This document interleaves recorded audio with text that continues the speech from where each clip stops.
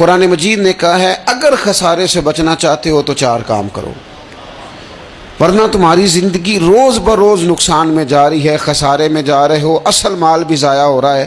یہ 4 باتیں اگر تم اپنے اندر پیدا کرنے میں کامیاب ہو گئے تو تم خسارے سے بچ گئے۔ کون کون سی؟ الا الذین آمنوا، ایمان لاؤ، پختہ ایمان، یقین کامل کی دولت، یؤمنون بالغیب، غیب پر ایمان، طاقتور قسم کا ایمان، ایسا ایمان کہ جو انسان کو اتنا پختہ کر دے کہ اس کے لیے نیکی کے راستے پہ چلنا آسان ہو جائے اور بدی سے خود بخود اس کی طبیعت چاٹ ہونے لگے۔ پختہ ایمان ہو، مضبوط، وعاملوا الصالحات، اور پختہ ایمان کے بعد پھر اعمال صالحہ سے اپنے آپ کو آراستہ کرو۔ تمہاری زبان سچ بولے، تمہاری آنکھیں شرم و حیا والی ہوں، تمہارا وجود جب بھی قبول کرے رزق حلال ہی کو قبول کرے، سوچیں ستھری ہوں، نظریات پاکیزہ ہوں، طبیعت خیر خائی والی ہو، کسی کے لیے اچھے جذبات رکھتے ہو،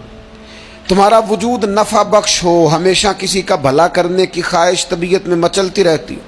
اعمال صالحہ سے اپنے آپ کو آراستہ کرو، صوم و صلات کی پابندی ہو، نماز کا خیال ہو، نماز کے قیام کا خیال ہو، ظاہری باطنی آداب کے ساتھ اللہ کے حضور عبادت کے لیے حاضر ہونا تمہارا جذبہ ہو۔ ایمان اور اعمال صالحہ، یہ 2 خوبیاں، وتواصوا بالحق، پھر ایک دوسرے کو نا حق کی تاکید بھی کرو، نیرا بیٹھ نہیں جانا نیک اعمال کر کے۔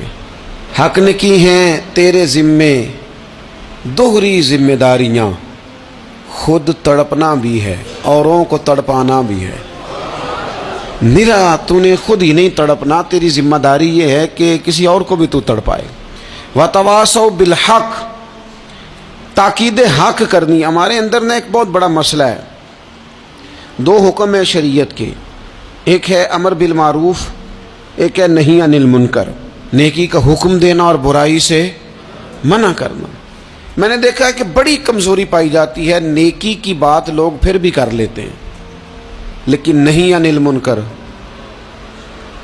کسی بندے کو برائی سے روکنا، منع کرنا، طبیعت ہوتی ہے گڈ بک میں رہنے کی، مزاج ہوتا ہے سب کی آنکھوں کا تارا بننے کا۔ اپنے گھر کے اندر بھی اتنی جرت کا مظاہرہ نہیں کرتے کہ غلط کو غلط کہہ سکیں، حق بات کی تائید کر سکیں، طاقت ہی نہیں ہوتی۔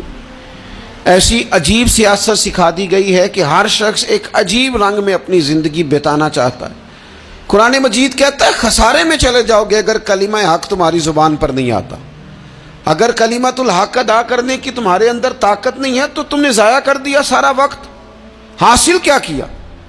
کہیں اگر اپنی برادری، اپنا قبیلہ، اپنا خاندان کسی موقع پر غلط ہے اور سامنے کوئی قبیلہ ٹھیک ہے تو آپ تائید کریں سامنے والوں، آپ کے اندر یہ اخلاقی جرت ہونی چاہیے کہ غلط کو غلط کہہ سکیں اور صحیح کو صحیح کہہ سکیں۔ نبی اکرم علیہ السلام نے فرمایا تم میں سے جو برائی دیکھے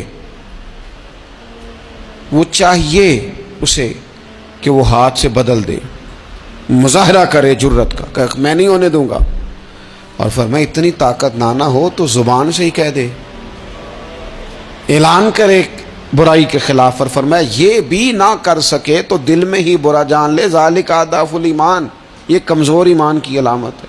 تو حق بات کا مزاج، او جی میں نے اپنی قبر میں جانا ہے، او میاں آپ کے ذمہ اللہ تعالیٰ نے قانون لگایا ہے، کنتم خیر امۃ اخرجت للناس تأمرون بالمعروف وتنہون عن المنکر، تم نے لوگوں کو بھلائی کا حکم دینا ہے اور برائی سے منع کرنا ہے۔ غلط کام ہو رہا ہو تو آپ غلط کو غلط ہی نہیں کہیں گے، آپ کی طبیعت اس طرح کی ہو جائے کہ آپ بات چپ سادھ لیں، آپ کی زبان پر کسی مظلوم کے حق میں کوئی کلمہ ہی نہ آئے۔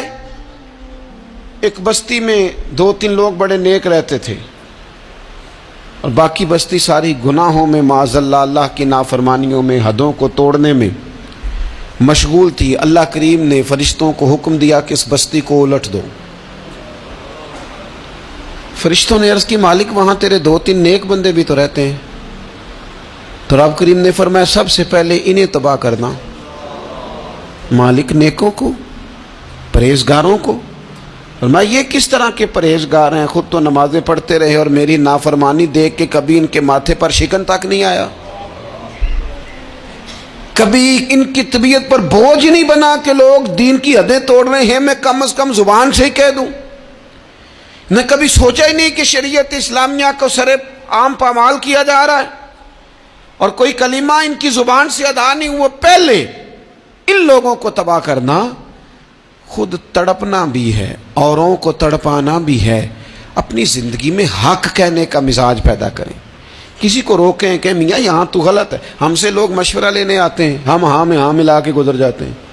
اگر آپ کو محسوس ہونا کہ سامنے والا بندہ جو آپ کے پاس بیٹھا ہے وہ بات درست نہیں کر رہا تو یہ جرأت پیدا کریں، اگرچہ حکمت سے کہیں، دانائی سے کہیں، اچھے جملوں کا چناؤ کر کے کہیں، لیکن اس کو کہیں، اس کو سمجھائیں کہ یہاں تو بھی غلطی پہ ہے۔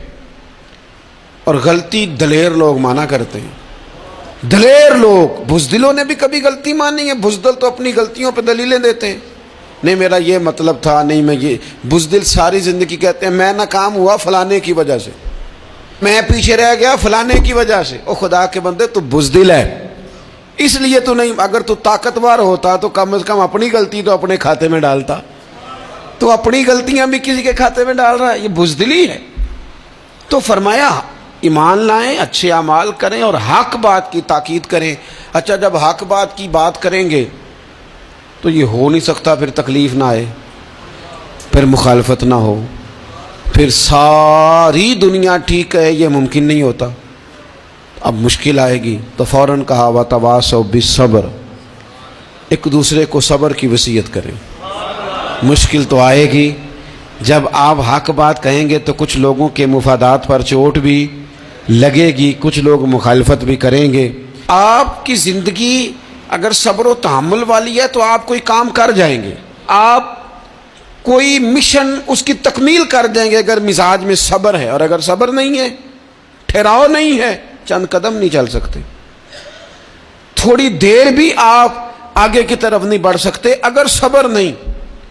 ایک تو یہ ہے نا کہ میرا کمپنی میں گزارا نہیں ہوتا، ایک تو یہ ہے نا کہ میرا دوستوں میں گزارا نہیں ہوتا، اور ایک تو یہ ہے نا میرا دفتر میں صبر نہ ہو، ذمہ داری سے کہہ رہا ہوں، صبر نہ ہو تو ماں باپ سے بھی گزارا نہیں ہوتا۔ میں ذمہ داری سے کہنے لگا ہوں صبر نہ ہو تو بیوی بچوں کے ساتھ بھی گزارا نہیں ہوتا۔ آپ کو صبر کرنا ہے۔ مجھے بتائیے چھوٹا بچہ ہے آپ کا، وہ چھوٹا ہے، اسے پتہ نہیں ہے، وہ کچھ ایسے کام بھی کرتا ہے جو غصے والے ہیں، تو کیا آپ اس بچے کو سزا دیں گے؟ نہیں، آپ صبر کریں گے، آپ سمجھیں گے کہ یہ مقام صبر ہے۔